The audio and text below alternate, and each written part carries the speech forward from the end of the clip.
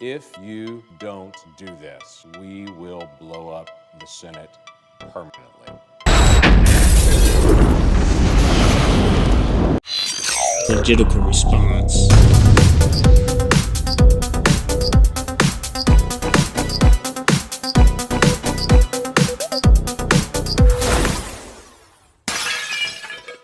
What's up, everybody? Thanks for tuning in. I'm glad y'all clicked on this video. This is kind of an important video because it gets to the nature of our place in politics. That's everybody. We've been having a whole hell of a lot of BS going on, if you haven't noticed. These politicians are just going crazy. On either side, they're constantly calling the other one the threat to democracy. Honestly, the real threat to democracy is the politicians. These people have gotten so complacent with being in power that they think they can just say and do anything and that it's going to be okay. Well, once you start paying attention to the politics, you realize that they are almost all full of completely. You have sprinkled in here and there some pretty good politicians. Generally, the ones that I think are actually trying to do something good is the politicians that I highlight in these videos. This senator coming up that you're about to see from Oklahoma, he is articulating quite well what's going on with politics right now, especially what's being put on the news. That's what is really the blowing up, if you want to call it that. But this guy is still a politician, so he's going to exaggerate quite a few things, but his base point is on point. It's a good point, pointed out by the point of my face. That was stupid. And with the midterm elections coming up, we should get to know our politicians a little bit. So here we go. Get to know your politician just a little bit. My Senate colleagues are bringing up a bill on voting to federalize our elections. This time's different.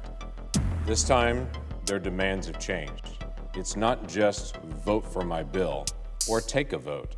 It is, if you don't do this, we will blow up the Senate permanently. Oh, that's a different thing. So let me set some context on this, because this requires some conversation about where we are, what this conversation is all about, and what this really means for the future. So first, let me begin with the bill itself. The laws in our states are a little bit different on voting because each state is a little bit different. It's not something new. That's actually written into the United States Constitution to be able to make sure that we protected the rights of every single individual to be able to vote. If a single person or group of people are suppressed in their voting or prohibited from voting, federal courts today have the right to be able to step in on any jurisdiction, any state in America, to be able to protect the rights of individuals to be able to vote. I bring that to this body as a reminder because for some reason, an enormous portion of this body on the left side of this room are running around the nation and saying, if we don't do something right now, there'll be voter suppression in America, and we have to change that. When they all know in 1965, we passed the Voting Rights Act, and that act still stands today to be able to protect the rights of individuals. I hear people wander around the nation and get on news channels and say the Voting Rights Act has been kicked out by the Supreme Court when they know that is a lie. They know it is. Every law in every state in America could be challenged in a federal district court, circuit court, into the Supreme Court to make sure the rights of individuals are protected. Now, people here may not know that that still exists based on the way that the news has talked about voting of late and based on all the conversation about voting. But that is the law of the land right now. So what's being brought to this body to vote on then? Well, here's what's been brought to this body to be able to vote on. A long list of things that they want to be able to address and to be able to say they want to change voting in America to be able to remake it in their image. Except it's not in the image of their states, because many of my Democrat colleagues don't actually have in their own state the things that they're actually putting into this federal legislation, meaning literally they're taking over from officials in their own state, telling their own governor, their own legislature that they're wrong and that they're going to set them straight. We have a disagreement on some of these issues. I'll grant that. Some of the areas in their bill we look at and go, let's talk about. Most of the areas in their bill we look at and go, are you kidding me? We just disagree on this. Things like same-day voter registration, where a person could literally walk in, say, I've never registered to vote before, tell them their name, and then vote on the spot. Honestly, I have a problem with that because there's no way to be able to validate that they didn't vote in Oklahoma City, then go vote in Tulsa, and then go vote in Muskogee, Oklahoma. There's no way to know. They just voted, and they did same-day registration, and so there's no way to verify that person's actually really even that person. Interestingly enough, they also include in their bill undermining state voter ID laws. So the combination of the two is pretty powerful. You can't call for ID, but you can register on the spot. That is a formula for fraud. It's not just my opinion, it's the state of New York's opinion. The state of New York does not have same-day voter registration. In fact, this last November, it was on the ballot in the state of New York, and the people of the state of New York overwhelmingly said that's a terrible idea and voted it down. Yet Senator Schumer stands right over there and tells every state, including his, that just voted this down, no, you have to do this. We're going to require it because some people in this body think it should be required. We have a disagreement on that. That's a real disagreement we should be able to debate and talk about, but instead my Democrat colleagues are saying, if you disagree with me on this, I will blow up the rules of the Senate and will get what I want no matter what. Can we not have a disagreement that same-day voter registration may be a bad idea when even the state of New York and the people of New York think it's a bad idea? They have a mandate for using ballot drop boxes. Now, I don't have a problem with ballot drop boxes, but their ballot drop box issue is you can't provide security. You can't, if you have any kind of security setting for it or any kind of chain of custody requirement, then that's going to be oppressive and suppressive. You know, I think it's a good idea if you're dealing with a ballot that you actually know where it went and if anyone changed it. If people dropped off multiple ballots when it's only legal to be able to drop off one, I think that may be important to be able to know if you're going to be able to verify an election. We have a disagreement on that. We have a disagreement on the issue of felons voting. Now, each state makes that decision whether they're going to allow felons to vote, but in this piece of legislation Democrats are bringing, they're saying, no, felons have to be given the right to vote when they get out of prison. Now, I understand we may disagree on that, but I want you to understand what they're saying. I will blow up the rules of the Senate and change 250 years of history in the Senate to get my way if you don't allow rapists, convicted murderers, and convicted sex offenders to be able to vote. They are so determined that sex offenders get the right to vote, they're willing to blow up the rules of the Senate to get it. Can we not have a disagreement on if we're going to force states to mandate that convicted murderers, sex offenders, and rapists get to vote again? In this piece of legislation, they provide government funding, taxpayer funding, for members of the House of Representatives, just down the hall over there. Here's the way they set it up. If you're running for the House of Representatives and you raise small dollar donations, then taxpayers will fund your campaign on a 6-to-1 match. Oh, it gets even better, because you as a candidate could actually take a salary from that as well and actually be paid by the taxpayer to be able to run for office if you're running in the House of Representatives. Can we not have a disagreement on that? I don't meet many people in Oklahoma that say they want to fund House members running in New York State or California or Illinois or even in Oklahoma. They don't want to fund them with their tax dollars. If their tax dollars are going to education or to roads or to national defense or to border security, they're all in. But if they're funding a political campaign with their tax dollars, I just don't meet very many people that are very excited about that. But my Democrat colleagues are saying, if you don't support that, I will blow up the Senate, and I will destroy 250 years of history in the functioning of the Senate to get my way, because to them, having federal funding for elections is so important, they're willing to blow the Senate tradition up so they can get their way.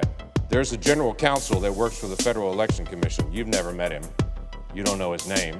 Their bill gives that attorney a tremendous amount of power to oversee elections in America. Do you know who he is? I don't either. But if this bill passes, it's a pretty powerful individual. Can we have a disagreement about that? Or is this about if I don't allow someone no one even knows their name in the Federal Election Commission attorney to be able to run elections in the country, I'll blow the Senate out. There's a section of it in this bill that talks about pre-clearance. We actually don't know how many states would fall into pre-clearance on this. Many of my Democrat colleagues say, well, it's not very many. You have to have some sort of violation in the past to be able to get it. But actually, if you read the fine print in the bill, it says if there's been a consent or an out-of-court settlement on things related to an election anytime in the last 25 years, you would suddenly now be in pre-clearance. So literally 20 years ago, if your state made some agreement on elections, if there was some settlement that was done with DOJ during that time period, didn't even go to court, you just settled it to resolve it and said, yep, that was a mistake, that was done. Now that's going to come back to haunt a future generation. The states will get drawn into pre-clearance, which let me just describe what that means. Pre-clearance means your state legislature can no longer pass legislation on elections until you contact the Attorney General of the United States and ask permission first. So now your state legislature works for the Attorney General of the United States, whoever that person may be in the future. It actually gives them the ability to be able to control anything on election law in your state, even though we don't even know who that is, and we don't know how many states are actually included. What I've heard over and over again from my Democratic colleagues are, well, if we don't do this right now, our elections are destroyed in the future. Because have you seen the things that Republicans are doing all over the country? Have you seen the terrible laws that have been passed since 2020? Actually, I have. My state's one of them. And I was surprised when I saw my state on the list of 34 different laws that are out there that have been passed that are terrible for America. We've got to be able to federalize all elections. I was surprised to see my state on the list. And so when I looked on the list to see what was the terrible thing that passed in my state, here's what I discovered. Our state passed House Bill 2663. House Bill 2663 did a couple of things. It added an extra day of early voting for the general elections, added an extra day of in-person early voting, and it said if you request an absentee ballot, you have to do that 15 days prior to the election. Do you know why we did that? Because the United States Postal Service contacted every state and asked them to do that. Because the Postal Service said we can no longer guarantee we can get something mailed to a person and give them time to get it actually mailed back in time for the election. So to make sure people's votes actually count, we did what the United States Postal Service actually recommended to us. We moved our request for an absentee ballot to 15 days before the election to make sure every vote would count. Want to know something fun? So did the state of New York. They made the exact same change. So apparently the state of New York is also into voter suppression, the same as the state of Oklahoma is. But you know what's really happening? My Democratic colleagues are running around the nation, getting on the news and saying there's 34 new laws passed by Republicans. They're destroying the right to vote. And apparently no one in the media is saying list one. Because if they would have listed one, they would have listed the state of Oklahoma, added an extra day of in-person voting, and did what the United States Postal Service asked us to do, the exact same thing that the state of New York did. Let me give you some other things that have happened in other states. In Florida, there's a requirement that voters provide the last 4 digits of their Social Security number or their driver's license number or their Florida ID number when they request a mail-in ballot to make sure it's actually them. Pretty straightforward. That doesn't sound like voter suppression. That sounds like just verifying that a person is asking to vote by absentee is actually the person voting. They made it very simple. You could just do any numbers. They're not even showing ID. They're saying you just give the last 4 digits of your Social Security number, which everyone has. All they're just trying to make sure is that person's actually there and is actually who they say they are. But they're listed as being voter suppression there. Arizona is requiring a voter signature on early ballots, as do a lot of states already. That's not been a big issue on that. In Louisiana, this is a really big one in Louisiana. Louisiana and Utah, now I understand why Democrats are challenging this. In Louisiana and Utah, they required that deceased voters be taken off the voter rolls. Those that are deceased, they're taken off the voter rolls.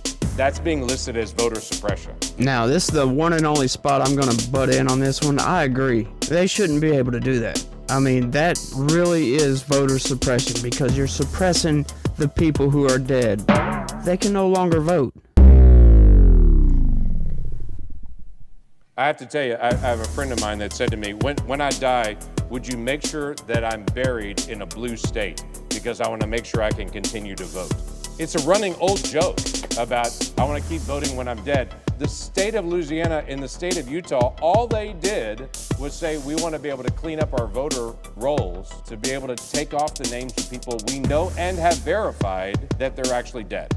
But that's considered voter suppression when this is the kind of stuff that's actually been passed around the country. Well, if you're still here at the end of the video, I want to say thanks for watching. I appreciate it. And hopefully we learned something.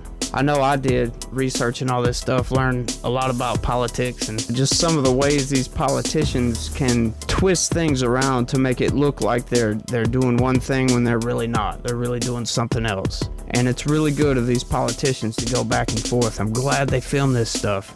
Really glad they filmed this stuff so we can see it. The only problem is getting it out there. If you're still here, that means you probably care about what's going on. I would appreciate sharing this video, or shoot, getting out there and making your own video. Let people know, spread the word. We got to get this country back on track, and it's up to us to do it. Thanks for watching. Be positive. Peace.